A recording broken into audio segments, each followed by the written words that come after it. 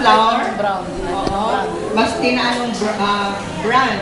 Wag lang, kung minsan nawawalan na tayo ng ganito, pero for emergency purposes siguro, pwede din tayong bumili ng 4 kilo. 4 kilo. Kaya lang iba ang texture niyan. May bilog-bilog siya. Tapos kailangan isip mo. Sisip. At saka iba talaga kung minsan ay kasaba yata yun eh. Oo. So, kailangan palagi tayong bumili ng nasa karton, yung crown. Maganda yung crown. In-advertise ko na yung mga... Basta all-purpose rice. Flour pala. Ang mga kagamitan, ito actually binigay ni Sister Cathy noon. Nung umalis dito, na pumunta sa probinsya, binigay niya ito. Pero pwede rin yung frying pan for emergency purposes. Ang ganda kasi ito flat. Tapos binigay ni Sister Cathy ito yung ginagamit kong ruler. Pero pwede rin tayong gumamit ng, lalo na kung nasa probinsya tayo, you can use glass, jar, na pwede dito. Pwede rin yung garapon na mas malaki dito. Ito yung nadampot ko kanina. Na walang yung plain yung plain. Tapos, mayroon din tayong cutter. Binigay niya ito. Hindi ba noon na nakat na yung Pero sabi nila, hindi muna ikakat. Pero ito ginagamit ko sa gilid. Pwede rin gamitin yung kutsilyo. O kaya, kutsara. Pwede tayong mag-improvise. Nasa atin na. Pero, ang importante, yung unleavened bread. According to the Bible.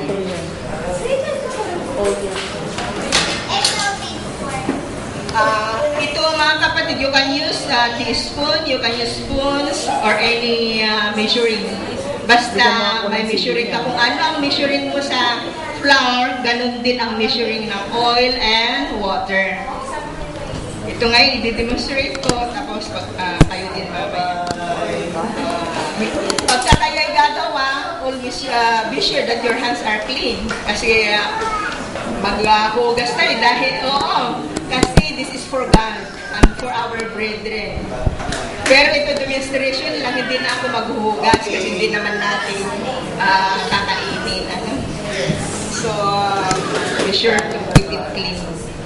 Pagka ganyan, ito isang teaspoon, pag gagamitin natin yan, ito na lahat, 2 flour. Pero pag heaping, pwedeng isa lang. Pero ang ituturo ko sa inyo, ito na lang teaspoon na ganito. 1, 2. Ay, naku, pahingin pala ng tubig. Assistant, Kim, pakibigyan mo ako ng tubig. Maski na kaunti lang, yung ipakilagay sa baso.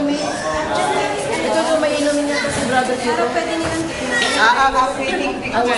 Hindi naman natin nakainumin. Ang gagamitin natin, we are using canola oil. Pwede ko na lang yung sa Pero pwede ninyong gamitin, pinaka-the best talaga ay yung olive oil. Kaya lang very expensive, pero yung iba, mayroon silang olive oil. Mayroon olive oil. Tapos you can use corn oil, any kind of oil. Wag lang yung, halimbawa yung takal-takal kasi kung minsan may amoy na. Oo. Siyempre, if you are going to serve it to the congregation, siyempre you give the best. That is for the Lord. So, we always give the best for Him. So, dalawa yun, so you will add 1 teaspoon. Teaspoon yata ito. Oil. Okay. First one. Tapos 1 water.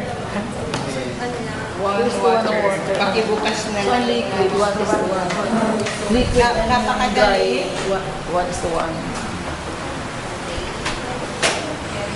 1 is to 1. Yeah. 2 is to 1. 1 is to 1 ang liquid. Ano ba yan? 2 teaspoon flour, tapos 1 spoon water and 1 oil. At titingnan ninyo at mag-pan na ito kaagad. No need to worry kasi talagang magkaano na yan.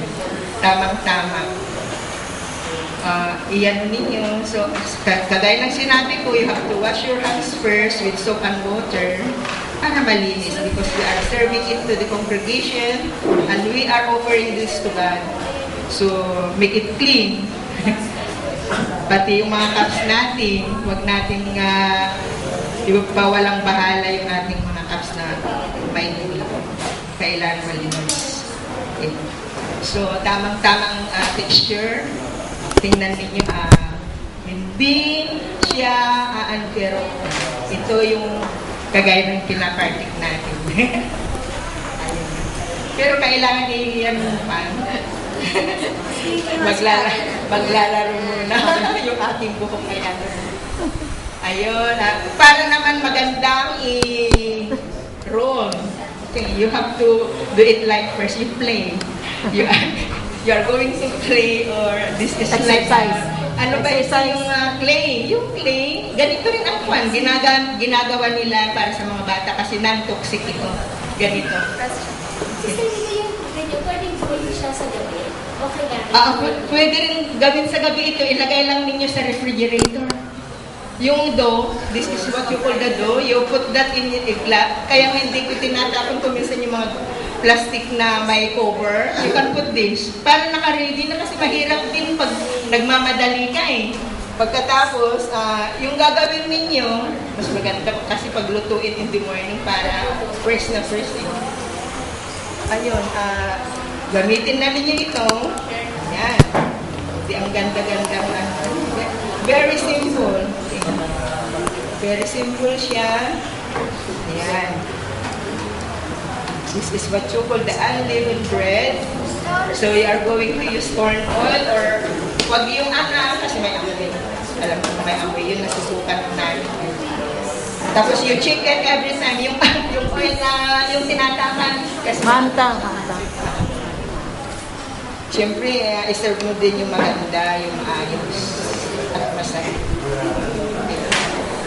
Pagkatapos na na-roll mo na ganyan, halimbawa ay wala kang roller pin ang tawag. Yung glass ang gamitin niyo. You can use the glass dito. Ganyan. Pagkatapos ay, pag naayos na yan, i-cut mo doon sa yung aging niya. Para naman maganda pagdating. Ganyan lang muna, wag muna ninyong alisin, parang ganyan. Pagkatapos you have it para pag dating na ito. So that is how easy, that is very easy. But if you do the measurement, talagang hindi mo matansya, hahawakan mo pa lang, malambot. Kasi too much oil. Pag too much oil, sobrang malambot. Pag too much water also, yun ang tinatawag ninyong matigas, halos hindi ninyo makuha po. So, 2 at 1, 2, 1, 1. Anong tawag doon? 2 is to 1 and 1. 2 flour, 1 oil, and 1 water. Okay. Sino lang gustong dito naman sa luto para makita ninyo kasi kung minsan Saksak mo, Jim.